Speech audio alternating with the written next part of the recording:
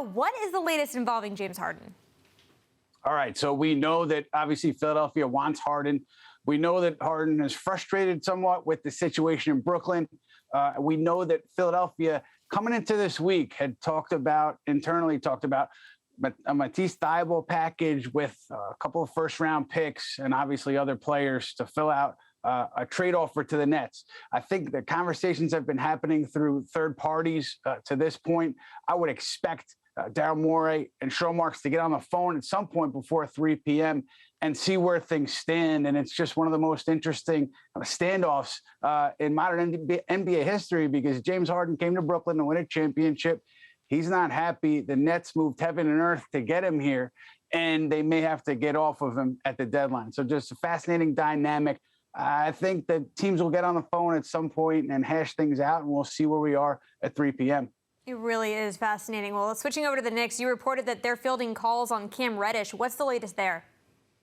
Yeah, I think this is more so the Knicks just keeping all their options open, less than 24 hours to the deadline here. I think the most likely move would be to move off of one player in the rotation, maybe two, to open up a rotation spot for Cam Reddish. But I think the other options here maybe include moving Cam Reddish to a team that really wants him if it brings back a really talented young player. I think there are other paths here that maybe taking on a Russell Westbrook or a John Wall, if it gives you enough assets coming back from the Lakers or the Rockets. But I think most likely scenario is, a move to get off somebody in the rotation to make room for Cam Reddish. But we'll see how things shake out Thursday, 3 p.m.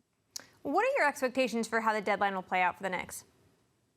Yeah, I really think based on Leon Rose's history, he's been pretty conservative when it comes to free agency and when it comes to trade. So my best guess would be that we see that move, the minor move, whether it's, Alec Burks, Kemba Walker, whoever it may be. But surprising things can happen on deadline day. Jalen Brunson, I don't think he'll be available, but if he is, I'm sure the Knicks would be interested.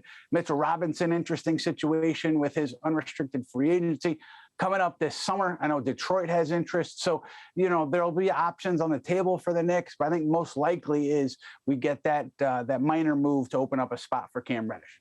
Yeah, well, the Knicks could also be without R.J. Barrett, who's listed as doubtful for Thursday's game against the Warriors with an ankle sprain. Ian, thank you so much.